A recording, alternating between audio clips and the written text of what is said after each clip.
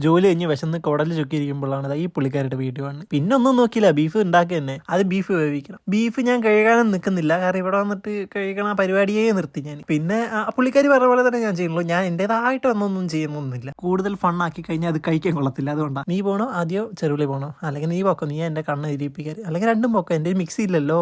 അപ്പോഴാണ് ഇത് അടുത്തത്. എൻ്റെ മിക്സി മാത്രമല്ല പച്ചമുളകും ഇല്ല. നമ്മൾ ചിന്തിക്കുകയാണെങ്കിൽ പച്ചമുളക് പഴുത്തിട്ടാണല്ലോ ചുവന്ന മുളകായിട്ട്, പിന്നെ അതിനെ അരച്ചിട്ടാണല്ലോ മുളക് പൊടി ആവുന്നത്. അപ്പം പിന്നെ അതിലെന്താണ് ഒരു വ്യത്യാസം? എന്തായാലും ഞാൻ ചേച്ചി പറഞ്ഞ കുഴമ്പ് രൂപ ആക്കിയിട്ടുണ്ട്. എന്നിട്ട് ബീഫ് ഇട്ടു. ഇത് അടുത്ത തലവേന. ബീഫ് ഇടുന്നതിന് മുന്നേ മുളക് പൊടി മലപ്പൊടി എല്ലാം ഇടണ്ടേടാ, അത് മറന്നോ നീ? ഇതിന് ഇങ്ങനെ കാണുമ്പോൾ റോസ്റ്റാക്കി കഴിച്ചാലോ എന്നൊരു ആഗ്രഹം ഉണ്ട്. പക്ഷെ എന്തായാലും അപ്പം എൻ്റെ അരി വെറുതെ ആവുമല്ലോ. ഞാൻ അരി ഇട്ടു. വെള്ളമൊക്കെ ഞങ്ങൾക്ക് തൂത്ത് വരുന്നുണ്ട് കേട്ടോ. എനിക്ക് ഭയങ്കര കോൺഫിഡൻസ് ആണ്. 20 മിനിറ്റെങ്കിലും റെസ്റ്റ് ചെയ്യാൻ വെക്കണം എന്നൊക്കെയാണ് കേട്ടിരിക്കുന്നത്. പക്ഷെ അതിനുള്ള സമാധാനം എനിക്കില്ല. ഇപ്പം എങ്ങനെ ഇരിക്കണം? ഇതൊന്ന് പായസമോ? ഇതെന്ത് പറ്റി? കുറച്ചെന്നല്ലേ ഉള്ളൂ. അല്ല വടിയിലൊക്കെ ശരിയായിട്ടുണ്ടോ?